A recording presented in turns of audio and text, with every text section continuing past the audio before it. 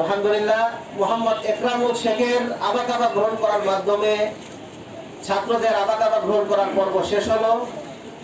এ পর্যায়ে জামিয়ার প্রথম দাওরায়ে হাদিস সমাপনকারী ছাত্রদের পক্ষ থেকে আমাদের অত্র জামিয়ার স্বপ্নদ্রষ্টা, অত্র জামিয়ার কান্ডারি, মিরপুরের মাটি ও মানুষের হৃদয় স্পন্দন, ওস্তাদুল আসাতিজা, দারুল উলুম দেওবন্দের কৃতি সন্তান, পীরে কামেল হযরত আল্লাহ হযরত মাওলানা মুফতি ইলিয়াস হাসান কাসেমী দামাত বারকাতুল আলিয়াকে দাওরায়ে হাদিসের ছাত্রদের পক্ষ থেকে সম্মানের আবাকাবা প্রদান করেন। সকলে বলো আলহামদুলিল্লাহ।